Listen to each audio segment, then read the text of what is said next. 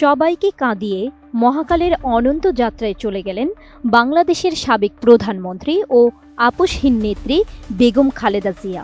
টানা ৩৭ দিন ধরে মৃত্যুর সঙ্গে পাঞ্জা লড়ে অবশেষে হার মানলেন তিনি।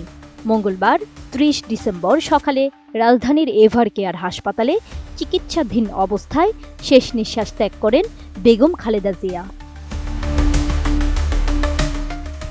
তার মৃত্যুর খবর ভারতীয় সংবাদ মাধ্যমগুলোতে বেশ গুরুত্ব সহকারে প্রচার করা হয়। বাংলাদেশের রাজনীতিতে খালেদা জিয়ার পরিচয় শুধু ৩ বারের প্রধানমন্ত্রী নন, ভারতীয় আধিপত্যবাদ বিরোধী রাজনীতির মুখ হিসেবেও তিনি দীর্ঘদিন আলোচিত ছিলেন। রাজনৈতিক জীবনে দিল্লির সঙ্গে সম্পর্ক বহুবার টানাপোড়েনে গেলেও ভারতে এক সফরে তৎকালীন ভারতীয় প্রধানমন্ত্রীর সামনে দেওয়া তার জবাবটা আজও আলোচনায়। ভারতীয় সংবাদ মাধ্যম ইন্ডিয়া টুডের প্রতিবেদনে বলা হয়েছে, ১৯৪৫ সালে ব্রিটিশ ভারতের অবিভক্ত বাংলার জলপাইগুড়িতে জন্মগ্রহণ করেন বাংলাদেশের সাবেক প্রধানমন্ত্রী খালেদা জিয়া। ছোটবেলায় তাকে আদর করে পুতুল বলে ডাকা হতো। তার বাবা ইস্কান্দার মজুমদার তখন চা ব্যবসায়ী, মূল বাড়ি ছিল ফেনীতে। আর মা তাইয়েবা ছিলেন বর্তমান ভারতের উত্তর দিনাজপুরের চাঁদবাড়ির সন্তান। দেশ ভাগের পর তার পরিবার চলে আসে দিনাজপুরে এবং এটি পরে স্বাধীন বাংলাদেশের অংশ হয়। বাছাইকৃত লাল সরিষার দানা থেকে অত্যাধুনিক কোল্ড প্রেস মেশিনে তৈরি হয় প্রাণ সরিষার তেল, আসল ঝাঁঝে আসল স্বাদে।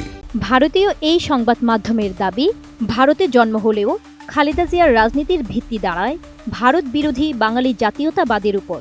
১৯৬৫ সালে পাকিস্তানের সেনাবাহিনীর কর্মকর্তা জিয়াউর রহমানকে বিয়ে করার পর তার নামের সঙ্গে জিয়া যুক্ত হয়।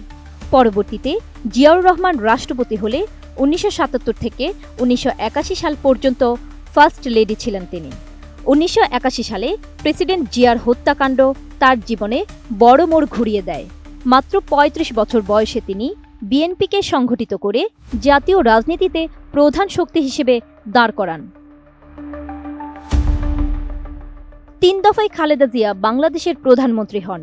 ১৯৯১ সালে প্রথমবার, ১৯৯৬ সালের ফেব্রুয়ারিতে স্বল্প সময়ের জন্য দ্বিতীয়বার, আর ২০০১ থেকে ২০০৬ পর্যন্ত তৃতীয় মেয়াদে সবচেয়ে বেশি প্রভাবশালী ও শক্তিশালী সময় কাটান। তার শাসনামলে ভারতের সঙ্গে সম্পর্ক বারবার উত্তপ্ত হয়েছিল, কারণ তিনি পাকিস্তান ও চীন এবং মুসলিম বিশ্বের দেশগুলোর সঙ্গে ঘনিষ্ঠতা বাড়াতে বেশি গুরুত্ব দিয়েছিলেন। ভারত সফরের সেই বহুল আলোচিত ঘটনা ঘটে প্রথম মেয়াদে ক্ষমতার সময়। ১৯৯২ সালের মে মাসে নয়াদিল্লি সফরে তখনকার ভারতীয় প্রধানমন্ত্রী নরসিমা রাওকে মুখের উপর কড়া জবাব দিয়েছিলেন খালেদা জিয়া। খালেদা জিয়ার সেই সফরের সময় নরসিমা রাও অভিযোগ করেন, বাংলাদেশি অবৈধ অভিবাসীরা ভারতে ঢুকছে। জবাবে খালেদা জিয়া স্পষ্টভাবে বলেন, ভারতের বাঙালিরা বাংলা বোঝেন, বাংলায় কথা বলেন, এতে তাদের সবাইকে বাংলাদেশি ভাবা যায় না।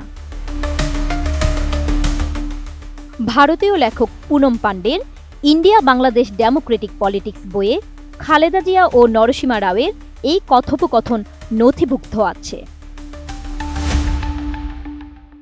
জান্নাতুন Nahar Jerry, desk report, ATN news.